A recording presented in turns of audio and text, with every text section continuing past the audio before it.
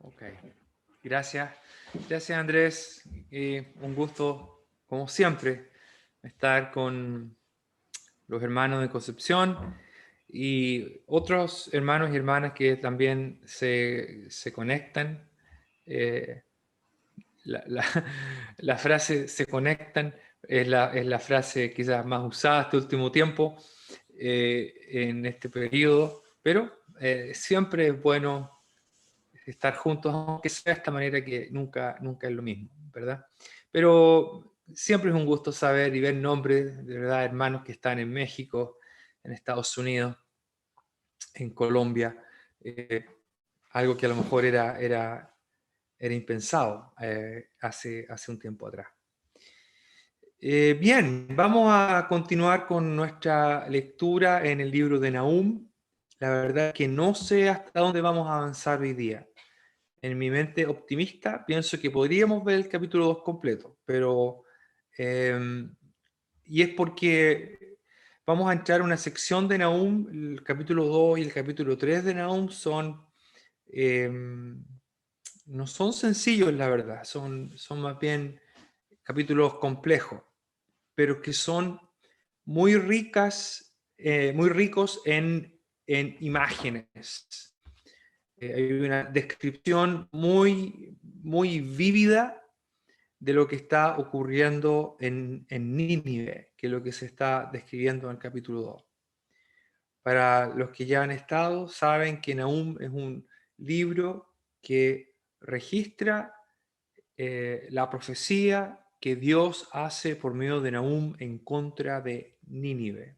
Nínive es la capital del imperio asirio, un imperio que ha estado vigente por muchos años, por muchísimas décadas, que ha impuesto un pesado yugo en los territorios aledaños, a los territorios conquistados, y Judá, el reino del sur, está bajo ese yugo, aunque no son esclavos como eran en Egipto, ni tampoco han sido exiliados como fue el reino del norte.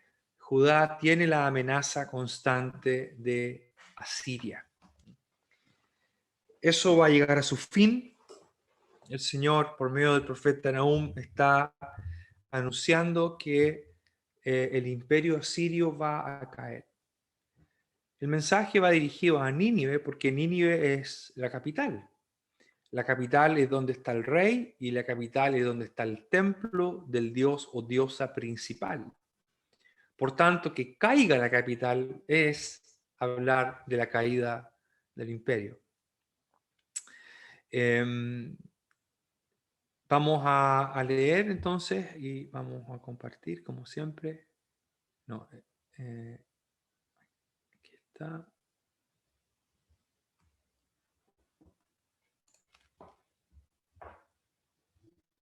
Muy bien, voy a leer desde el versículo 14. Dice desde el 12. Así ha dicho Yahvé, aunque reposo tengan y sean tantos, aún así serán talados y él pasará. Bastante te he afligido, no te afligiré ya más, porque ahora quebraré su yugo de sobre ti y romperé tus coyundas. Mas acerca de ti mandará Yahvé que no quede ni memoria de tu nombre. De la casa de tu Dios destruiré escultura y estatua de fundición. Allí pondré tu sepulcro porque fuiste vil. La semana pasada llegamos casi al final de esta sección, ¿verdad? Los primeros 8 versículos son un salmo acróstico y luego del versículo 9 hasta el versículo 14 tenemos eh, el anuncio de la futura caída, inminente caída de Nínive. Lo que vamos a leer en el capítulo 2 es la descripción de esa caída, es la invasión en ejecución. Y en el versículo 12, ¿verdad? El Señor está hablando de Nínive, que aunque sean un imperio que está en un momento todavía álgido de su historia, para que el mensaje de Nahum tenga el peso, ¿verdad? Para impactar a su audiencia, tuvo que haber sido recibido mientras Nínive era todavía una nación poderosa. Algunos eruditos críticos, llamados de la alta crítica, que cuestionan cualquier cosa que sea milagrosa, ¿verdad? Entonces ellos dicen, Nahum seguramente se escribió después, el mensaje de Nahum puede ser que se escribió después, pero el mensaje tuvo que haber sido dado después que Nínive cayó. Pero como profeta, Nahum está hablando de lo que va a ocurrir. Nahum está hablando de lo que va a ocurrir. De hecho, acuérdense que el libro comienza así. El libro comienza hablando de la profecía sobre Nínive, libro de la visión de Nahum de Elcos. ¿Okay? Así que perfectamente posible, el libro parte de entrada hablando que es una visión entregada al profeta Nahum. Y la visión que él tiene es una visión tremendamente vívida, muy vívida. Pero hasta ahora Dios ha descrito lo que va a ocurrir, aunque sean muchos, aunque sean tantos, aunque tengan reposo. Probablemente aquí hay dos ideas. Por una parte, la idea de abundancia, la idea de recursos, la idea de bienestar, y por otra parte, la idea de alianzas con otras naciones.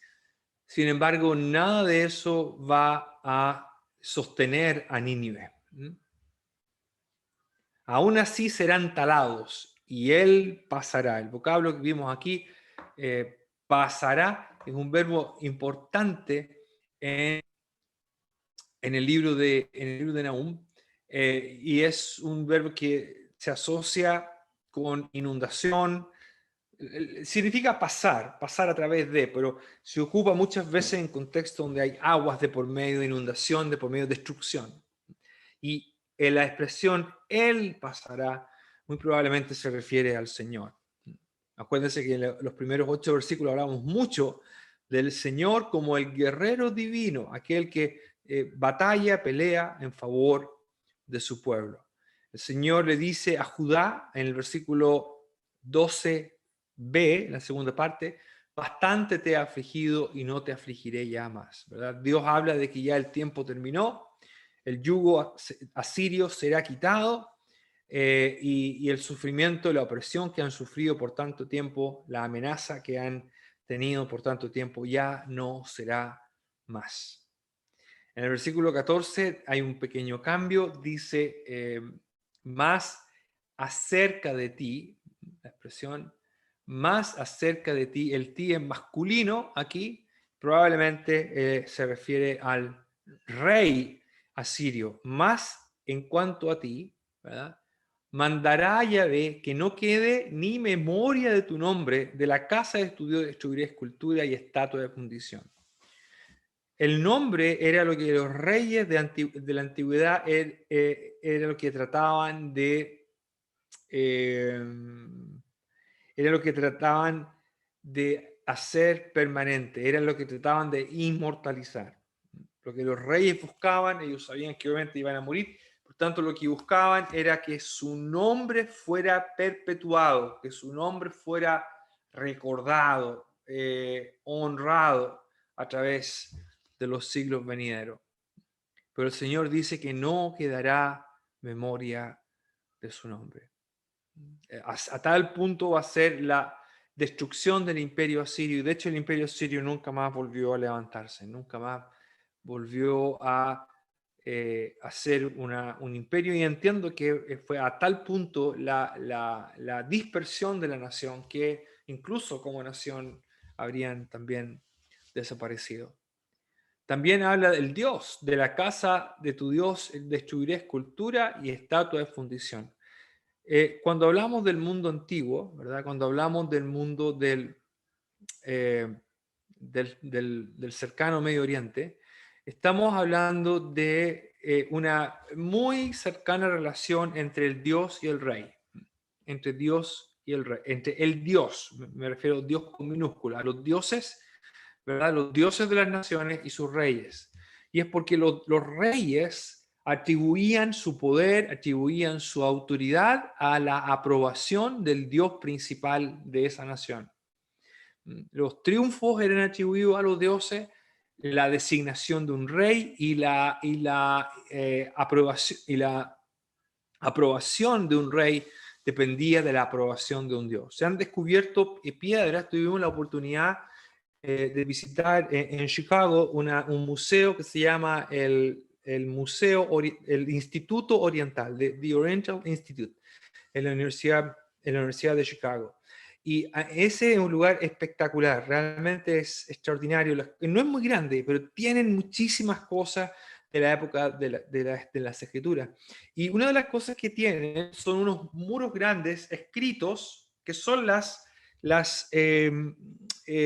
narrativas de los reyes. No me acuerdo exactamente qué reyes fue lo que vimos. Pero lo interesante es que cuando los encontraron no estaban hacia un pasillo, estaban hacia adentro, estaban de una manera escondidos de las personas, porque esos relatos eran registrados en esos muros no para que la gente los leyera, sino para que los dioses los leyeran. En otras palabras, los reyes registraban sus actos y de esa manera decían, por ejemplo, más o menos algunos de los relatos decían, yo hice esto para probar a mi Dios y todo esto según la ayuda de mi Dios, etcétera, etcétera. Muy interesante. Por eso es que es importante la mención del Dios también en el versículo 14, ¿verdad?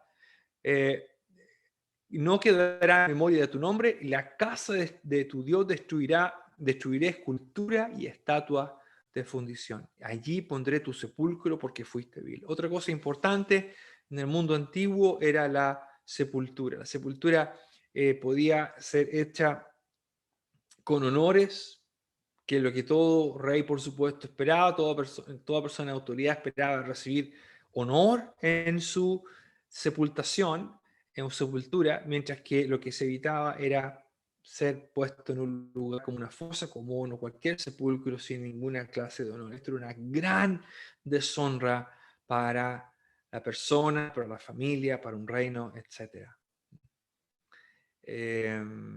Hay historia de esto, hay una tragedia griega antigua, donde la tragedia griega gira en torno a este hecho de que en Grecia, donde un hombre es sepultado sin honra alguna, y esto genera un gran debate, y de eso se trata todo el libro.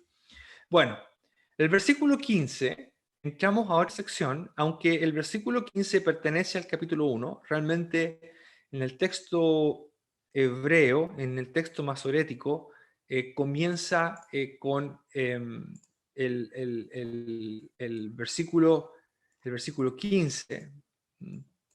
El versículo 15 pertenece a el capítulo 2. Hay una separación hecha por los masoretas al final del versículo 14, que está marcada por una letra del alfabeto hebreo, la letra P, que justamente es la letra P, que puede leerse también como una F, dependiendo si lleva un puntito no al medio. Y eso marca una separación principal dentro del libro. Y por alguna razón los traductores, no sé, los que pusieron versículo y capítulo, pusieron el versículo 14, el versículo 15, perdón, el versículo 15 lo pusieron como parte del capítulo 1. Realmente el versículo 15 es el versículo 1 del capítulo 2. ¿Ok? Ahí me enredé un poco, pero espero que me entendieron. El versículo 15 del capítulo 1 realmente corresponde al versículo 1 del capítulo 2. ¿Okay? Y esto es importante porque, bueno, vamos a ver. He aquí sobre los montes los pies del que trae buenas nuevas, del que anuncia la paz. Celebra, oh Judá, tus fiestas. Cumple tus votos. porque nunca más volverá a pasar por ti. El malvado pereció del todo. Subió destruidor contra ti. Guarda la fortaleza, vigila el camino, cíñete los lomos, refuerza mucho tu poder, porque Yahvé restaurará la gloria de Jacob como la gloria de Israel. Porque saqueadores los saquearon y estropearon sus mugrones. El escudo de sus valientes estará enrojecido, los varones de su ejército vestidos de grana, el carro como fuego de antorchas. El día que se prepare temblarán las hayas, los carros se precipitarán a las plazas, con estruendo rodarán por las calles. Su aspecto será como antorchas encendidas, correrán como relámpagos. Se acordará él de sus valientes, se atropellarán en su marcha, se apresurarán a su muro y la defensa se preparará. Las puertas de los ríos se abrirán y el palacio será destruido.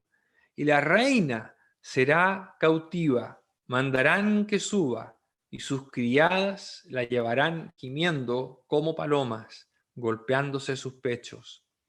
Fue Nínive de tiempo antiguo como estanque de aguas, pero ellos dicen, deteneos, deteneos, pero ninguno mira.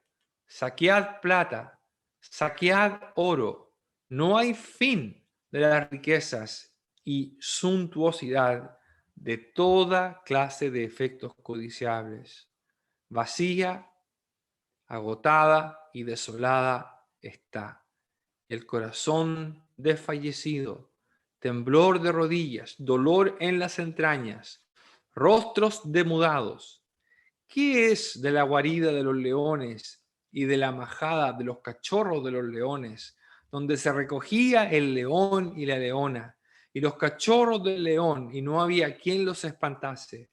El león arrebataba en abundancia para sus cachorros y ahogaba para sus leonas y llenaba de presa sus cavernas y de robo sus guaridas. He aquí contra ti, dice Yahvé de los ejércitos, encenderé y reduciré a humo tus carros y espada devorará tus leoncillos y cortaré de la tierra tu robo y nunca más se oirá la voz de tus mensajeros. Bien, Señor, bendiga su palabra de este día martes, aquí en Nahum capítulo 2. Capítulo 2 entonces abre con este versículo que hay un profesor de griego de un seminario que todos los días manda un video cortito de 2 minutos para repasar griego. Y cuando él hace su video, hace un ruido de alarma, dice, alarma es una alarma, no me acuerdo de qué es lo que hace, creo que es una alarma de subjuntivo, algo así, no me acuerdo en este momento. Pero cuando nosotros leemos la Biblia en la casa, acá, y encontramos un versículo que es citado en el Nuevo Testamento, del Antiguo Testamento, entonces yo hago el mismo ruido que hace el profesor Plummer, y yo le digo a los niños, alarma de Nuevo Testamento, alarma de Nuevo Testamento. Quiero decir que lo que está aquí, lo que estamos leyendo, aparece en el Nuevo Testamento. Y obviamente mis hermanos ya saben, ¿verdad? Esta frase, he aquí sobre los montes del que trae buenas nuevas, del que anuncia la paz. ¿A dónde sale? Aunque la cita no es de aquí, pero es muy parecida, muy, muy parecida. ¿Alguien sabe dónde sale esta cita? ¿Puedo preguntar o no, Andrés? A ver si alguien se anima a decir dónde sale esta cita en el Nuevo Testamento. O alguien me escribe en el chat. Ah, no hay chat. ¿Hay chat o no? Sí, sí hay chat. A ver. ¿No? ¿Nadie se acuerda, parece? Bueno, en Romanos capítulo 10, en Romanos capítulo 10, el apóstol Pablo está citando, a ver, ahí alguien respondió. Romanos, dijo Paula Opliger. Muy bien, pues faltó el capítulo y el versículo, pero está bien, está bien. Romanos 10. De esta manera yo me aseguro que ustedes están poniendo atención. En Romanos 10, 15, el 14, Pablo dice, ¿cómo pues invocarán a aquel en el cual no han creído? ¿Y cómo creerán en aquel de quien no han oído? ¿Y cómo oirán sin haber quien les predique? ¿Y cómo predicarán si no fueren enviados? Como está escrito, cuán hermosos son los pies de los que anuncian la paz, de los que anuncian buenas nuevas. La cita muy probablemente es de Isaías 52, 7. Isaías 52, 7. La cita es muy parecida. He aquí sobre los montes los pies del que trae buenas nuevas, del que anuncia la paz. Es posible que Isaías esté... bueno, hay debate aquí, la verdad. No voy a decir nada mejor. No es claro quién está citando a quién. Si es que Nahum cita a Isaías, algunos piensan que Isaías está citando a Nahum, pero eso pone a Nahum mucho más tarde que a Isaías mucho más tarde que Nahum. Bueno, lo importante aquí es que es un lugar extraño para incluir un versículo como este, ¿verdad? Parece un lugar inusual. He aquí sobre los montes los pies del que trae buenas nuevas, del que anuncia la paz. Y esto es lo que ya hemos conversado en cuanto al libro de Nahum. El libro de Nahum es un libro que es una moneda que tiene dos caras. Por una parte tiene juicio y destrucción que es inevitable sobre Nínive y el imperio sirio. Pero la otra cara de la moneda implica buenas nuevas, buenas noticias para Judá. Dios ya le ha anunciado por medio del profeta de que no afligirá más a Judá, que quebrará el yugo y romperá las coyundas que han estado oprimiendo a Judá. Y estas son las buenas noticias. La imagen es la de un mensajero, muy llamativo que el capítulo 1, si hago un paréntesis aquí, el capítulo 1 abre con la idea de un mensajero trayendo buenas nuevas, y el capítulo 2 cierra con la idea de un mensajero, de los mensajeros asirios en este caso, que ya no van a salir más, porque el imperio obviamente ha desaparecido, por tanto los mensajeros también. Pero aquí en el versículo 1, entonces, el profeta habla de esta imagen, de este personaje, de este mensajero. Un mensajero era lo que se ocupaba en esos días. Obviamente no había teléfono, no había internet, no había nada de esas cosas. Los mensajes llegaban a través de veloces mensajeros. Había más de una clase de mensajeros. Había un mensajero que llegaba en nombre del rey y tenía la autoridad del rey, pero también habían otros mensajeros que eran los encargados de llevar las noticias. Hay una imagen de esto. En los días de David llegan un par de consejeros corriendo, perdón, de mensajeros corriendo. Uno de ellos era Ahimaaz y el otro era otro que no me acuerdo de su nombre. Llegan con noticias para el rey. El hecho de los montes es muy probablemente una referencia a Jerusalén. Jerusalén es una ciudad que está rodeada por montes. Y el escritor, aquí el autor, el profeta dice: he aquí sobre los montes. La expresión he aquí es muy enfática, algo así como miren, miren, como casi apuntando hacia los montes de donde viene un mensajero corriendo. Miren, aquí ya vienen los mensajes, aquí ya vienen las buenas nuevas. La palabra buenas nuevas es la palabra griega evangelion. Creo que es el sustantivo o es el verbo, no me acuerdo ahora en este momento, no tengo aquí abierta la Septuaginta. La puedo abrir. Bueno, no es tan importante quizás, pero sí lo que es importante es que la expresión buenas nuevas, ¿verdad?, es la expresión que nosotros conocemos hoy día como evangelio. Buenas noticias, buenas nuevas.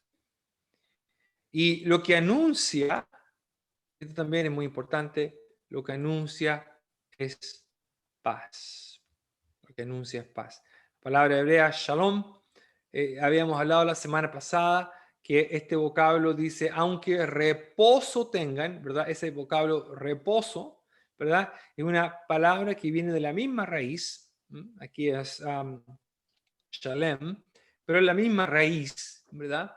La idea de paz, pero en el caso de los asirios, para ellos, la paz, la abundancia, la tranquilidad ha terminado. La desaparición de la paz de los asirios significa la paz para Israel. ¿Cuáles son las buenas nuevas? ¿Cuáles son estas noticias que anuncian paz? Que el imperio asirio va a caer. Que el imperio asirio va a caer. Esas son las buenas nuevas.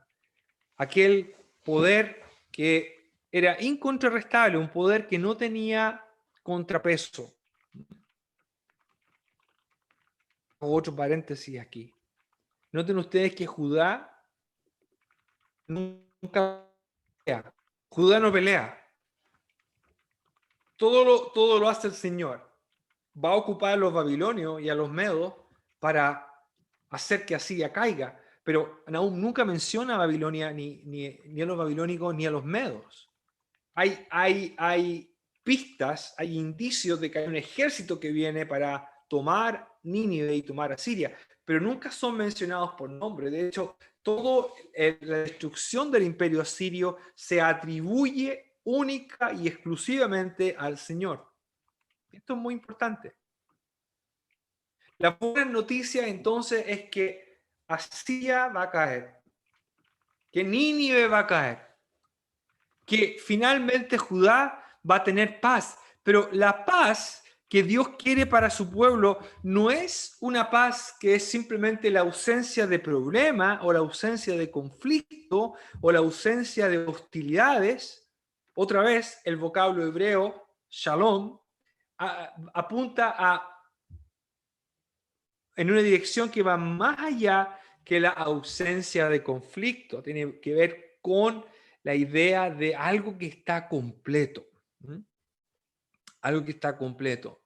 Y de entonces viene esta expresión, celebra, oh Judá, celebra, oh Judá, cumple tus votos, porque nunca más volverá a pasar por ti el malvado. Ha sido o pereció del todo. Estaba buscando el vocablo aquí para celebrar, que es es un verbo que se parece, bueno, es la misma raíz de donde viene el nombre ageo. Es la misma raíz. Hagí es un imperativo. Celebra, oh Judá, tus fiestas. La paz que Dios quiere para su pueblo es una paz que implica estar libres de cualquier amenaza, peligro que pueda poner en riesgo o que pueda interrumpir su relación con el Señor. Y esto es algo que va muy atrás. Cuando Dios le promete una tierra a Israel, una de las cosas que menciona en el Pentateuco o en la Torá es que Dios daría paz a Israel de sus enemigos. Esa paz no es para vivir tranquilo y poder no tener problemas de estas naciones, de estos reyes que nos invaden. La paz es que Israel tenga total libertad, esté libre de cualquier temor o amenaza de alguna nación que pueda poner en peligro su vida espiritual. Celebra, oh Judá, tus fiestas, cumple tus votos. El Señor está diciendo por medio del profeta Judá, yo me estoy deshaciendo de aquello que te impide tener tu mente, tu corazón recursos y tus temores, todo eso yo me estoy encargando para que todo eso no esté. Que no haya más temor de invasores, que no haya más opresión, que no haya un imperio sacándote, extrayéndote, succionando tus recursos. Vas a tener la paz que necesitas para poder celebrar tu fiesta. Israel tenía varias fiestas, tenía muchas celebraciones. Una de las cosas que ocurre en Judá durante los días de Josías, que es ya hacia el final del imperio asirio, cuando el imperio asirio ya va decayendo y todo eso, durante los días de Josías se vuelve a celebrar la Pascua. Y si uno lo piensa bien, para que estas fiestas se celebraran, el país tenía que estar en paz. Los judíos tenían que viajar de diferentes ciudades, tenían que usar muchos recursos, tenían que usar muchos animales. Todo eso estaba bajo amenaza cuando un imperio como el asirio estaba haciendo pagar tributo, empobreciendo a la nación y todo eso. Bueno, el Señor, las buenas noticias para ellos es que aquello que les impide tener paz está siendo quitado del medio. Y ahora van a poder celebrar sus fiestas, van a poder celebrar sus votos. Y sabe que esto hubiera permanecido. Esta libertad, esta paz que Dios le dio a Judá por un poco de tiempo, ¿verdad? Fue por un poco de tiempo porque Judá volvió a sus pecados. Después de la muerte de Josías, Israel o Judá se vuelve de nuevo a la idolatría y uno puede leer el libro de Jeremías, uno puede ver el libro de Ezequiel, los pecados que se describen allí. Y de hecho es justamente el profeta Jeremías en el capítulo 25 donde finalmente está hablando de aquellos 70 años de desolación. Ustedes lo pueden leer, pero bueno, Jeremías 25:4 habla del Señor que envió a vosotros todos sus siervos, los profetas, enviándolos desde temprano y sin cesar, pero no oísteis ni inclinasteis vuestro oído para escuchar. Cuando decían, volveos ahora de vuestro mal camino y de la maldad de vuestras obras, y moraréis en la tierra que os dio Yahvé a vosotros y a vuestros padres para siempre. Y no vayáis en pos de dioses ajenos, sirviéndoles y adorándoles, ni me provoquéis a ira con la obra de vuestras manos, y no os haré mal. Pero no me habéis oído, dice Yahvé, para provocarme a ira con la obra de vuestras manos para mal vuestro.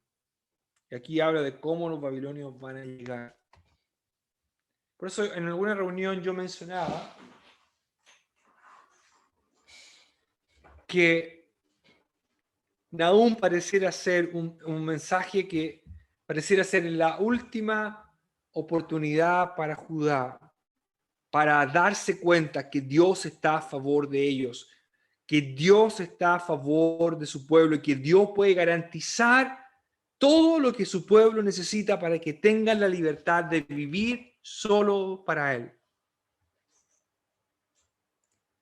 Pero eso no pasó. No pasó.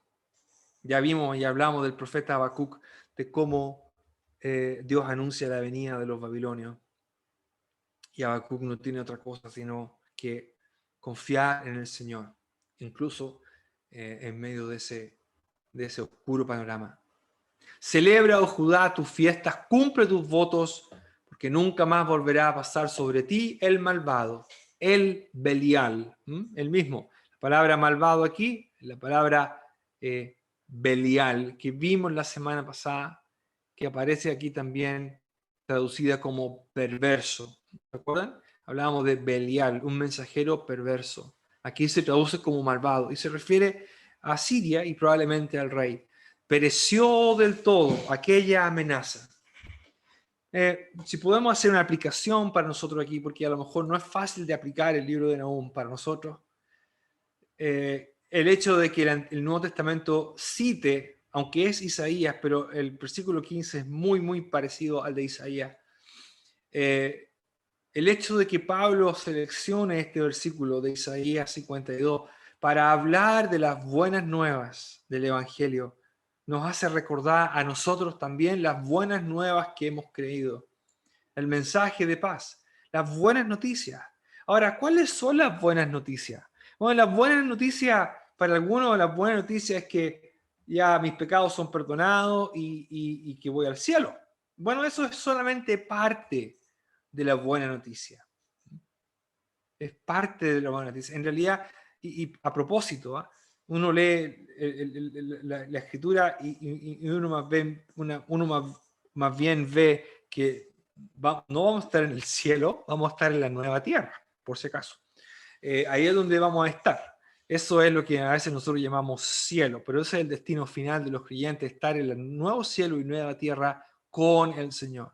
Pero ¿cuáles son las buenas nuevas? Las buenas nuevas no es solamente que hemos obtenido el perdón de pecado y que no vamos a la condenación y vamos al cielo, eso ya es mucho, pero mucho más todavía. Significa haber sido librado del peor enemigo que existe, Satanás, y el pecado y la muerte, todo lo que amenaza la existencia del ser humano, no solamente en este mundo, sino por la eternidad, ha sido derrotado por el Señor.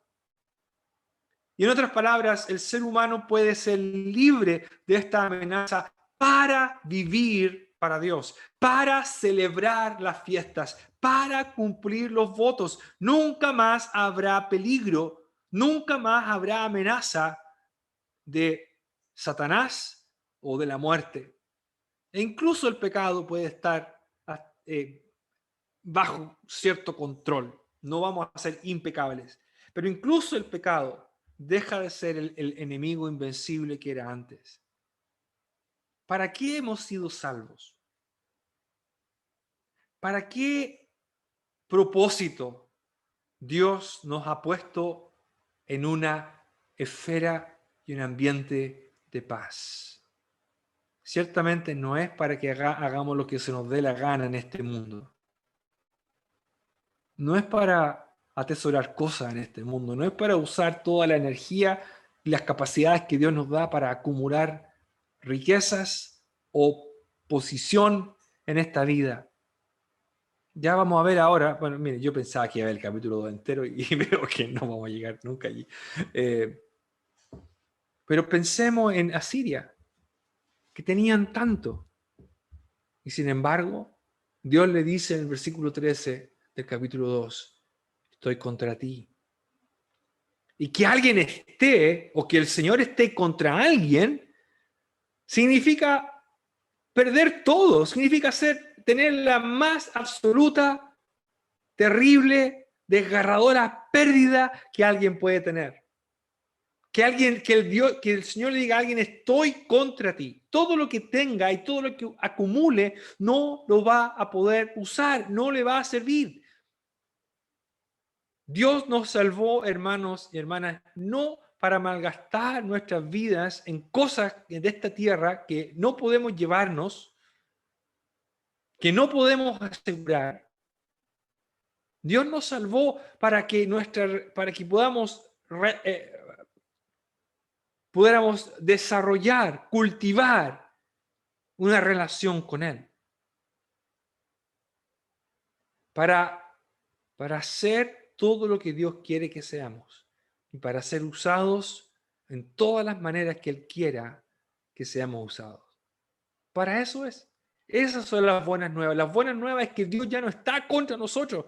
Las buenas nuevas es que Dios está por nosotros y que tenemos libertad para vivir una vida espiritual en una relación con Él. El versículo 2 del capítulo 2, que equivale al versículo 1, ¿verdad? De la Reina Valera, ¿verdad? Ahora pasa el mensaje o el mensajero, el profeta, pasa a hablar de Nínive. Subió destruidor contra ti. La palabra destruidor es más bien es un verbo, es un participio, y está bien aquí como se traduce, pero una mejor traducción sería el dispersador, el que dispersa. Ese es el vocablo que aparece. Subió contra ti, ¿verdad? O subió dispersador, o quien dispersa contra ti. El ti aquí no es masculino, sino que es femenino y se refiere a la ciudad de Nínive. ¿Okay? Acuérdense que mencionamos en una reunión, la pasada creo, que en hebreo el pronombre personal en segunda persona tiene forma masculina y tiene forma femenina, ¿verdad? El tú. Para nosotros es solamente tú, pero en hebreo es tú, ella y tú, él. Y aquí ahora el Señor dice, subió quien dispersa contra ti. Ahora, Nahum no describe la identidad del dispersador. El contexto, sin embargo, sugiere que es el Señor. El Señor es el que está subiendo contra ti, contra Nínive, para dispersar. Acuérdense que la dispersión es una señal de destrucción, es una señal de debilidad, es una señal de aniquilación también. Lo que se dispersa termina desintegrándose, termina desapareciendo. Y esto fue lo que ocurrió con Nínive. El destruidor o aquel que dispersa sube contra ti. Y aquí no hay escapatoria, aquí no hay vuelta atrás. Aquí no hay manera de salvarse. Guarda la fortaleza, que hay 4 verbos, ¿verdad? Los 4 verbos tienen fuerza imperativa. El primero es un infinitivo, pero tiene fuerza imperativa. Los otros 3 son imperativos. Guarda la fortaleza, vigila el camino, ciñete los lomos. ¿Qué dice la NBI? La NBI dice Nínive. Claro, ellos ponen Nínive aquí. Es lógico porque es contra Nínive y para ser más claro para el lector, entonces ponen Nínive, aunque el nombre Nínive no aparece en el texto hebreo. Pero está bien. Nínive, un destructor avanza contra ti. Así que, muy importante, así que monta guardia en el terraplén, vigila el camino, renueva tus fuerzas, acrecienta tu poder. La Biblia de las Américas dice, el destructor ha subido contra ti. Monta guardia en la fortaleza, vigila el camino, fortalece los lomos, refuerza más tu poder. Los 4 verbos apuntan hacia lo mismo. Por una parte, la urgencia, ¿verdad? Esto contra Nínive. En Chile tenemos una expresión, voy a hacer un chilenismo, perdone mis hermanas y hermanos de México, Estados Unidos y Colombia, tenemos un chilenismo acá que dice, agárrate cabrito. Y quiere decir cuando alguien dice, sujétate, prepárate, porque se te viene algo encima. Y esto es lo que el profeta está haciendo. Son 4 expresiones que hablan de la inminente llegada del juicio. Ya he mencionado que van a ser los babilonios y los medos, ¿verdad? Los medos intentaron tomar Nínive y no pudieron, y después los babilonios se les suman y finalmente toman Nínive en el año 612, luego de un sitio de unas 10 semanas. Pero aquí la imagen del capítulo 2 es de una ciudad que ya está siendo invadida. Ya el sitio terminó y ya los ejércitos están entrando. Eso es lo que Nahum está describiendo en el capítulo 2. ¿Ya? Los ejércitos ya están entrando. Por tanto, el versículo 1 del capítulo 2 es un llamado urgente, por decirlo así, pero es como ya sin esperanza. ¿Verdad? Guarda la fortaleza, vigila el camino, ciñete los lomos, refuerza mucho tu poder. Haz lo que puedas. Trata de defenderte. Pero obviamente eso no va a ser posible. En el versículo 2 aparece esta expresión que tiende a explicar lo anterior, porque Yahvé restaurará la gloria de Jacob como la gloria de Israel, porque saqueadores los saquearon y estropearon sus mugrones.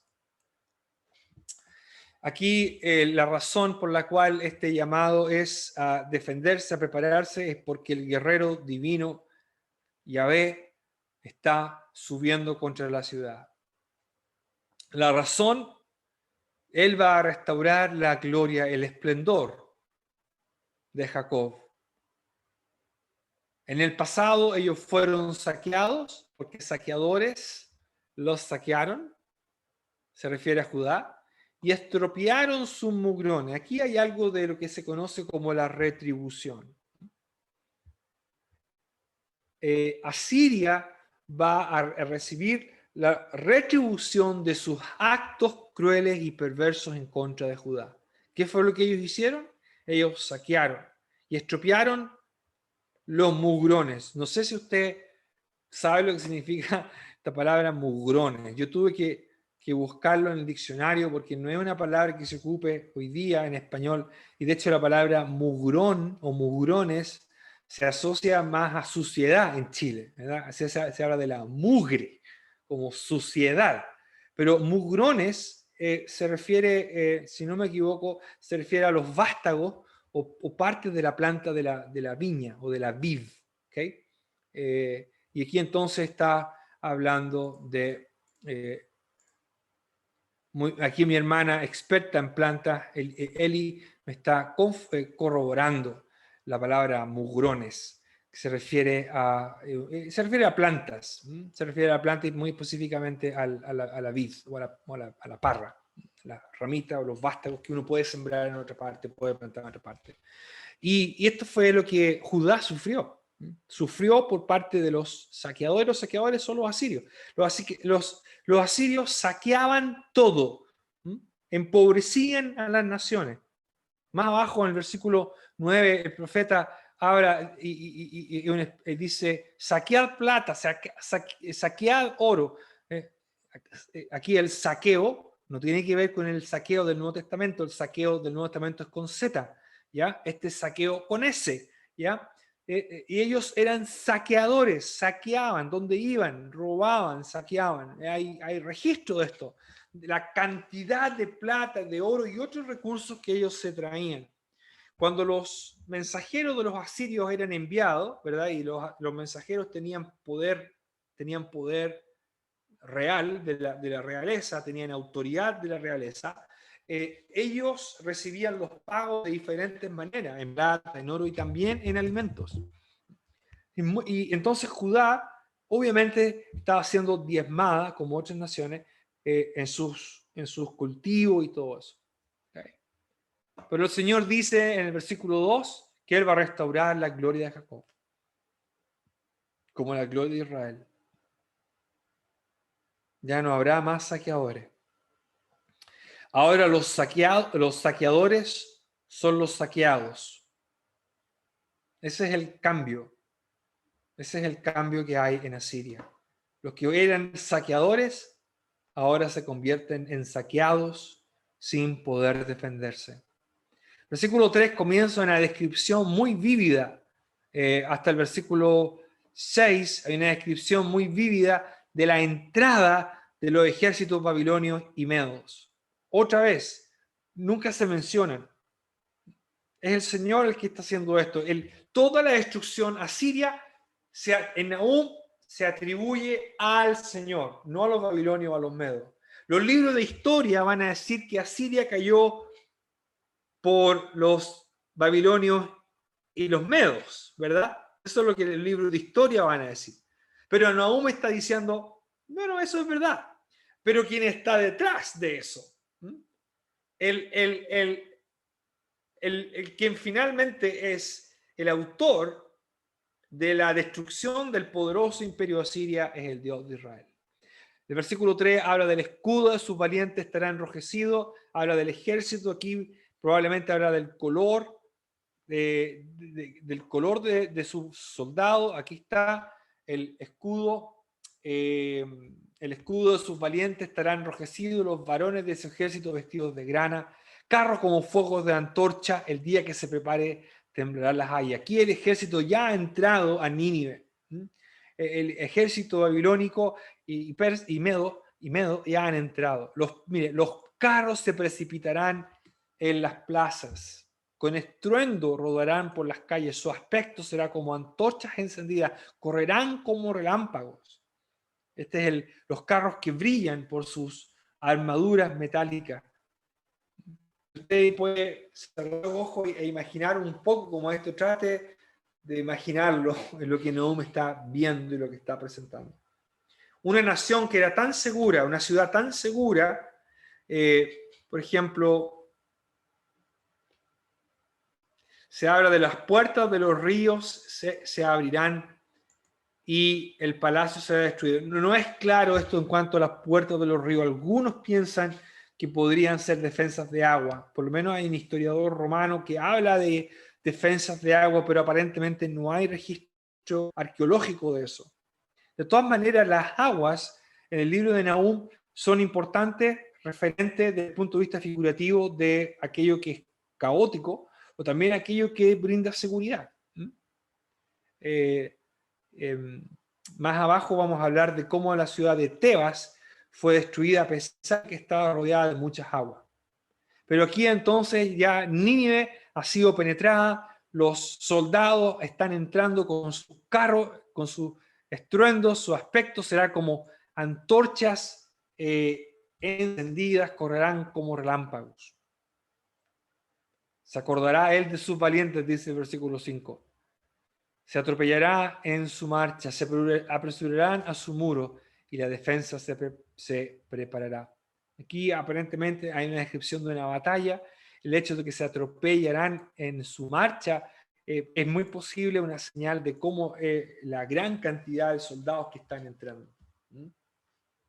El hecho de que las puertas de los ríos se abran también puede ser una referencia al hecho de que la población finalmente está escapando y está siendo esparcida. Pero vamos a quedar hasta aquí. Vamos a quedar hasta aquí.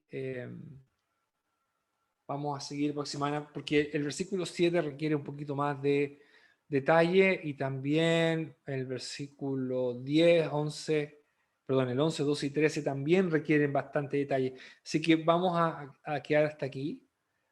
Hoy día hablamos bastante del versículo 15 del capítulo 1 y comenzamos a hablar de la descripción de la destrucción de Nínive.